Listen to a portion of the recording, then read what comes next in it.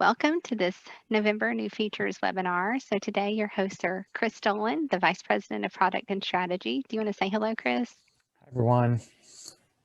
And myself, I'm Haley Whitworth. I'm the Director of Training. We are very glad that y'all are able to join us. We have some exciting things to cover, so we're going to go ahead and jump right in. Here's a look at our agenda. You're going to be hearing about updates and new features. We're going to talk about the mobile side first, and then we're going to look at some of the features for web. Then we will talk about our roadmap. So you'll hear about some exciting things that we have to come. And we'll talk about some upcoming webinars and roundtables, and then we'll save some questions for the end as well. And since we do have a lot to cover, we're going to leave some time at the end for questions. And like I said, go ahead and dive right in now. But throughout the call, you're welcome to submit any questions in the questions box. That way we can address those whenever we wrap up with our agenda items. And I'll go ahead and turn it over to Chris now to talk about login updates. Yeah, so before I actually talk about that, this month is mostly focused on mobile because we are getting ready to do our next app release, which includes a number of features. And so we're going to go through those and then talk about a few things that are happening on the website as well. So the first thing that's coming in mobile is some changes to login. Two things primarily. One is if people click on authenticated actions, wherever possible, we are going to give them the option to either remind me later or don't remind me again for people that don't want to log into the app. We do want to make it easy for them to do. So you've probably seen in the last version all the easy login with phone and email, but we have heard that some users don't want to log in, and we want to make it easy for them. If they just want to click don't remind me again, they won't get prompted again. And if possible, it will just skip to that unauthenticated page, which in some cases, like for a giving or registration, we'll have an option for them to give or register without logging in, like an anonymous, but in some cases it will force a login. So on the second screen. The other change is that we have scoured through the account creation process and found some ways to optimize that. So if you have new users that they're not recognized with their phone or email, we are making it much easier and eliminating a few steps in the account creation process, including integrating that with deep linking. So it authenticates them on the spot. So that's the first thing.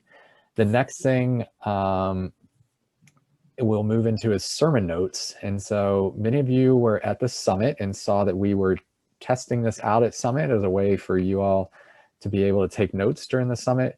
This is a feature that we are releasing, but I will say it's been in beta for several churches and we've gotten some really great feedback, and we are working on rolling out some of that feedback. So this version that we're going to be releasing is going to be beta. If you want, which means it's not going to be turned on by default for everybody. If you want to use it, let us know. But we are going to be doing another release towards the end of the year with some updates that will make this even better. But it has the ability for you basically to do fill in the blanks and type in sections as well as free-form notes.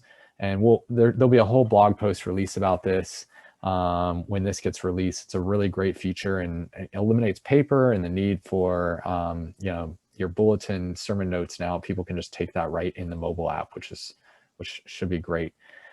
And the next thing is content pages. This has been a long requested feature. Basically, it's the ability to be able to put mobile responsive web pages within the app. So you're not having to link out to your web page, but you can actually do it in the portal. And so content pages can be in different groups if you want to organize them by different ministry areas or different things. And then the content section is the name of the page.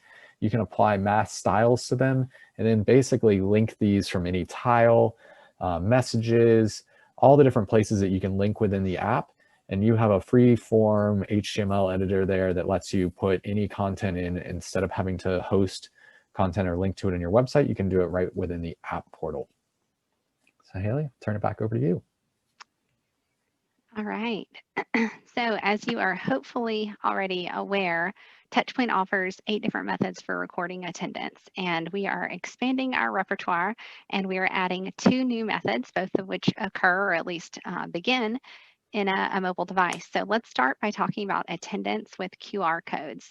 So let's imagine this scenario. Our Sunday school class is co-hosting a joint event with another Sunday school class, and registration has already occurred, so we know who to expect, but maybe we don't know each person individually since half of the attendees belong to another Sunday school class. So I, as the leader of this joint gathering, pull out my phone to begin recording attendance as people arrive. Now, we're already familiar with the first part of this process. We click on attendance under the user menu, and after selecting the meeting for our event, I see this page. At the bottom, near the icon for updating our head count, we have a new icon for QR code attendance.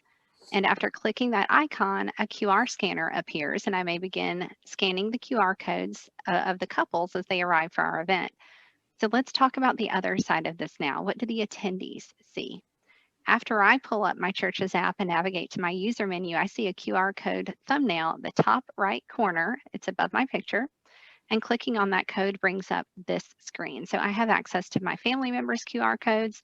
So in this scenario, I would hold up my phone to the person recording attendance so that he or she may scan it and indicate that I was present for this event. As some churches begin gathering again, they're having people register for the worship service so they know how many people to expect, and therefore they're better able to prepare the sanctuary for spaced seating. And since we likely don't know each person's name to record individual attendance for a worship service, this is a fast and contactless way to do just that. The next method of recording attendance is an enhancement to our existing check-in method, and we're calling this pre-check-in. So let's imagine this scenario. It's Sunday morning and the family is in the car on the way to church. Mom pulls out her phone, maybe dad's driving, and decides to start the check-in process and save some time once arriving at the church. So she goes ahead and marks everyone as attending. If you notice the green check marks, this is consistent with web check-in as well. And then she receives a QR code to scan once she arrives at the church. And so this is what actually finishes the check-in process and sends any labels that need to be printed to the printer. If she decides to return to the previous check-in screen to view or edit the information, the check marks appear in blue to indicate that the attendance has already been updated for these individuals. All right, I'll turn it back over to Chris to talk about translations. One thing to note on the last slide, in order to prepare for this, we highly recommend that you start using web check-in if you haven't already. And we blogged about that this week. In fact, we even put together a video that walks through the benefits of web check-in, how to set it up, and how to use it. So very simple thing to do, and we'd highly encourage you to do that because this new pre-check-in option requires that you have web check-in running to be able to scan the QR code. So the two last things I want to talk about related to the next release are translations, and then I'll talk about the other one. But this is great if you are a multilingual church, and we are going to be releasing the basically the app will translate any hard-coded text in both Spanish and Chinese, both in traditional and simplified Chinese. And so if your congregants have their phones set to either Spanish or Chinese, or I know in iOS, you can at least set it on the actual app level, then all the hard-coded words will translate for them, which creates a better user experience in terms of logging in and being able to access their profile, their giving history, things like that. So that's going to be available for those two languages. And then the last thing is some additional deep links that will be available related to some of the other features. So there'll be a blog post with all the specific links. Didn't want to share all those here in this because it's easier to just copy those from a documentation. But just a reminder, you probably heard me say this before, if you're not using deep linking, this is a really great feature because the deep links are smart enough to know what device the user is on and create or deliver the most optimized experience for them. Meaning if I send a link in an email to go make a gift, if I put that link as a deep link, it can send them to the mobile app if they're on a mobile device versus having to go to a web browser where they have to log in and it's multiple steps on a web browser. On the mobile device in the mobile app, it's much quicker and easier. So things like registrations or giving, things like that are much easier as Deeplinks. And there's a lot of those. If you're not using it, I'd encourage you to check out the documentation. And just a reminder, as we're doing this release, it's the perfect time if you're wanting to consider a custom deep link for your church. In this case, it would be like your churchname.app.tpsdb.co, but some churches have made their deep link things like app.yourchurchname.com or .org or things like that. So really easy to do, and that's the time to do it. It's a small setup fee, but you can contact support if you want to learn more about that. All right, and so now we're going to move into some updates on the website. So first up, you may not have yet noticed this feature because it rolled out last night. So we're already familiar with the page that we're looking at right now. We're on an organization, and we're probably already familiar with how to select a program and division from right here. So I'm just going to go ahead and click on a program and division. And this dialog box now has taken on a fresh new look. It is much easier to add divisions to associate with our organization, and it's also much easier to make another division the main division that's associated with our organization. And if I want to remove those divisions that I've just added, then I can do that. And again, it's much faster, much more responsive, I should say. So we hope that you find this updated design to be a much more pleasant experience as well. All right, so the next thing we're going to talk about is recurring pledges. And you may have seen our blog post at the end of last week announcing that Touchpoint now offers recurring pledging. And recurring pledges allow your donors to automatically renew their pledges on a weekly or monthly basis. So for example, if somebody pledges to give $2,000 across 1 year, it might be easier for him or for her to follow through with their commitment if they pledge roughly $165 a month for the 12 months. I did that fast math, didn't I?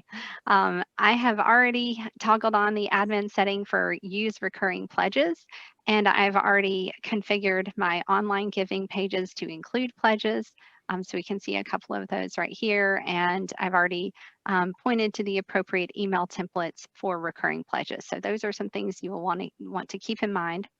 But I'm going to go ahead and click on one of my online giving links, and let's go ahead and test out this new feature in action. So I've clicked on pledges, and I'll just type in $30 here. We'll say monthly, and I can indicate when I want to start my recurring pledge.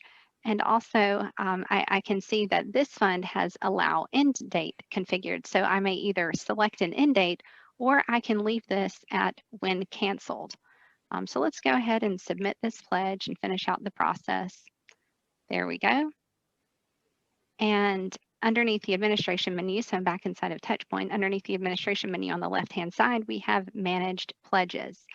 And so we have this new page. This is similar to our new managed giving page, and it allows the church to view and anticipate the pledge totals on an annual basis. So we're going to see a list of all active recurring pledges, and we can use this search bar at the top as well to easily filter by the donor. We can filter by the fund name, frequency, start date, end date, amount. So just by typing in there, we can easily filter. I'm going to go ahead and jump over to Lois Lane's record to see what this looks like on a donor's profile. And so you may have noticed I'm already on her giving and her pledges tab. So now she has this section called My Pledges. And so this is listing her recurring pledges. And so we can see when they begin, the frequency, if there is an end date, the amount, and then the total that's projected as well. All right, so I'm going to go ahead and turn it back over to Chris, and we'll talk about donor covers fees. Yeah, so one of the great features of the new giving, if you haven't already turned it on, and we're seeing lots of churches turn it on each day, which is wonderful. There's some really great benefits, but one of those is the ability to have donor covers fees. And we've had lots of questions about this, and just want to clarify one thing, which is This just slightly increases the amount that the donor is giving, and that money goes right into your account with your payment processor. It doesn't in any way impact your touchpoint fees. Those are transparent and upfront, and all this money goes to you. But people have asked, how do I see that fee? When we first launched this, we had the ability for you to filter and see who had the fee, but now you can see on this page both the base fee, which is the base gift, and the fee amount, and then the total. So for reconciliation purposes, if we look at a few lines down where Michael Smith made a gift of $3.87, the fee was 36 cents.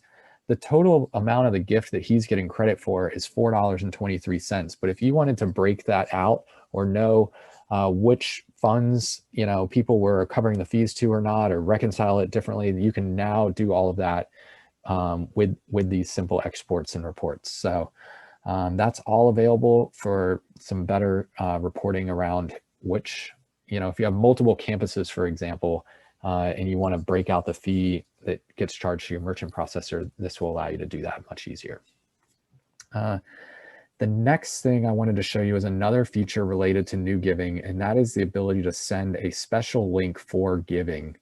And this is available both in emailing as well as in SMS. So if you click to insert a special link, you'll see a new option here in a link type called Giving Page Link. And when you click on that, it will actually show you all the different giving pages that are available and set up in your church.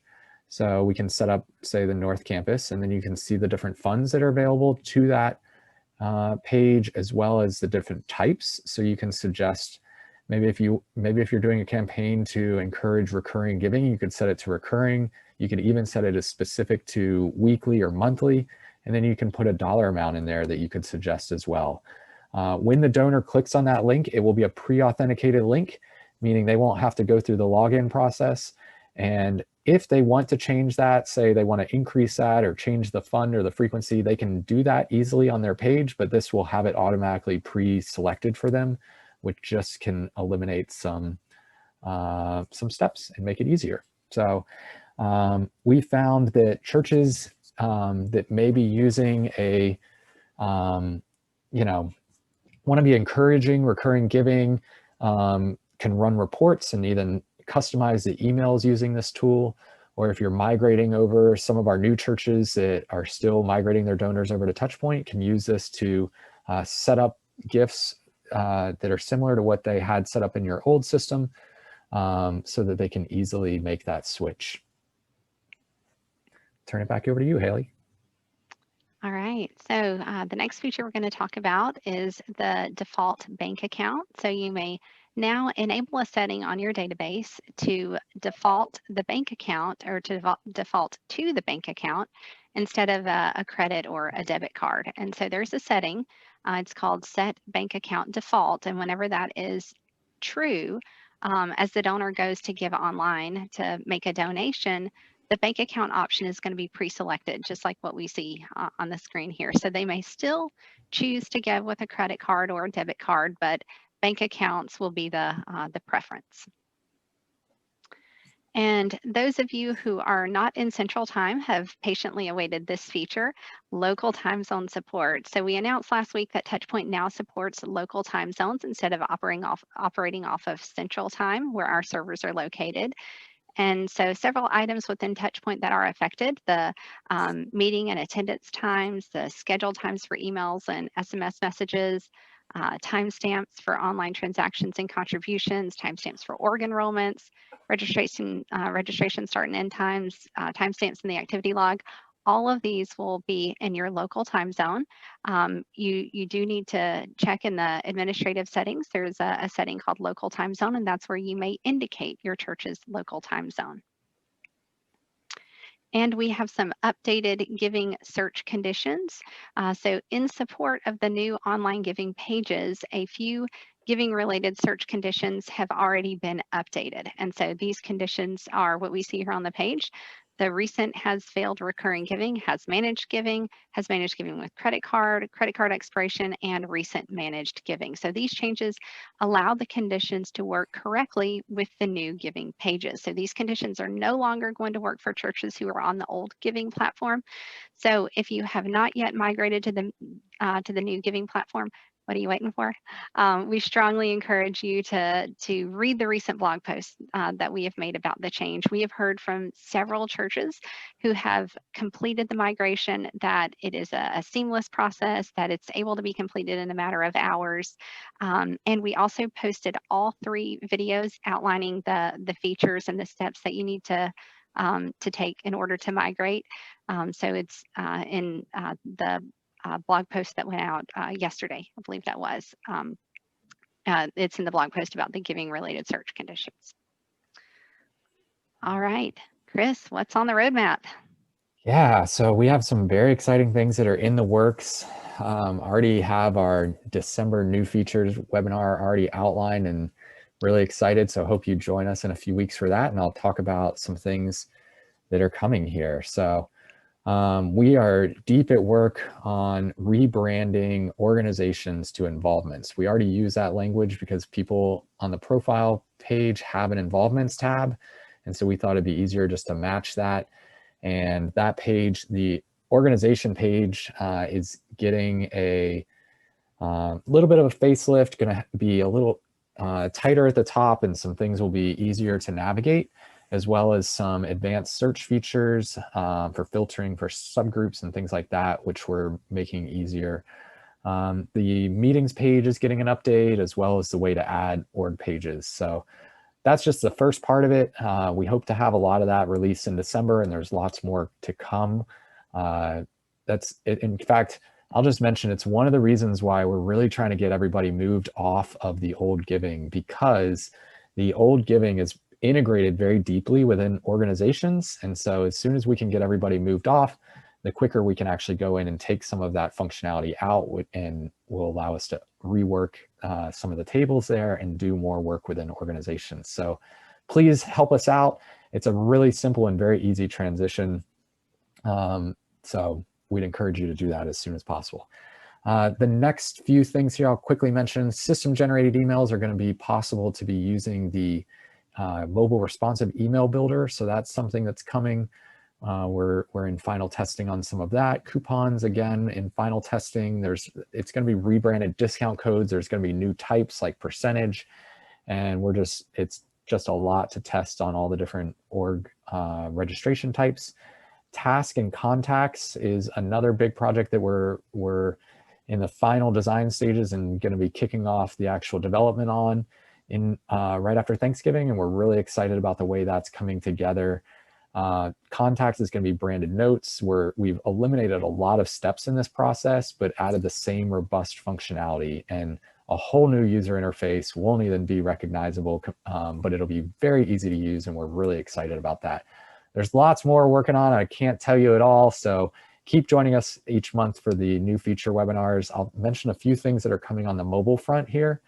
Along with redoing task and notes, we're going to be, as soon as the new app releases, which should be, we're getting some questions, and I'll go ahead and answer this. All those features that you saw should be releasing right after Thanksgiving is when we're going to be rolling that out. It will take us a little bit of time to get it rolled out to everybody, but we are working on getting that out as soon as possible.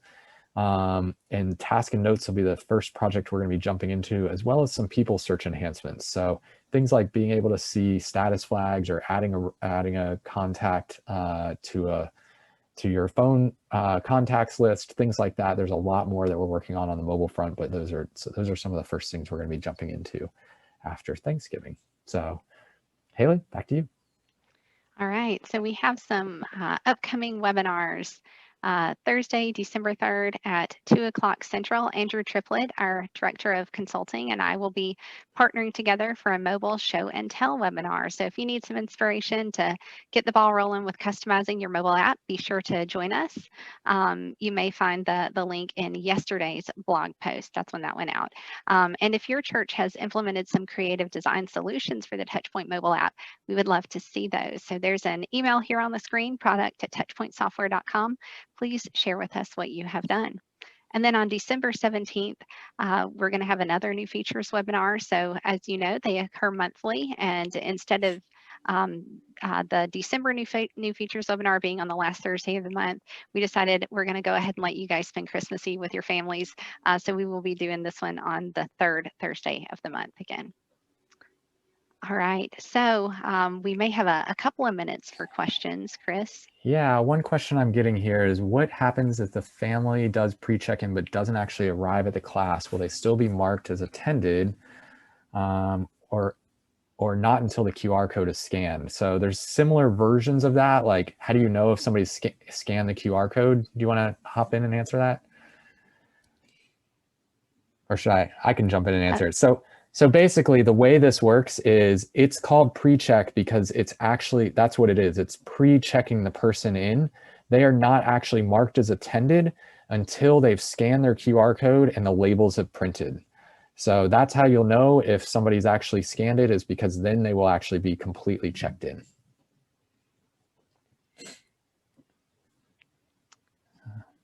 And let's see here. I see one about a question about specifically what type of QR scanner is needed for check-in.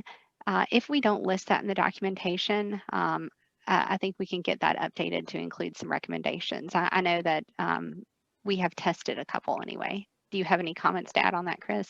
I don't. I know the team is working on updating the documentation for that, and I don't know that it's been done yet, but if it hasn't been done by today, check back on Monday at the latest and it should be up to date. But mostly any of your standard QR code scanners that we find on Amazon, they're about 30, 35 bucks.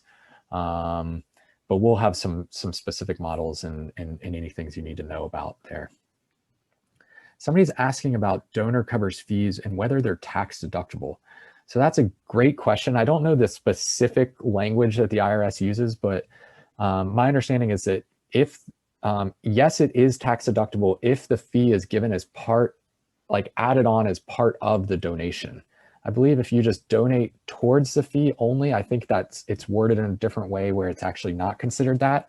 But the whole amount, including the fee, is what will show up on the donor's statement according to IRS regulations. So that's how donor covers fees works.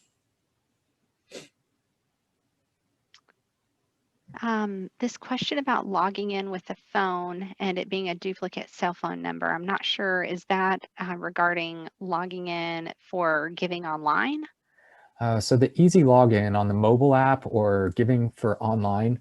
So the way that works, we do have a report if or a search condition, I think, that will allow you to find people with duplicate cell phones to clean that up, because we do recommend that cell phone is more of a unique identifier, but there are some cases where children are listed there.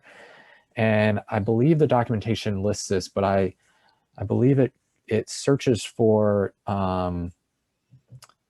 anybody with that number, and then it prioritizes adults in the family first.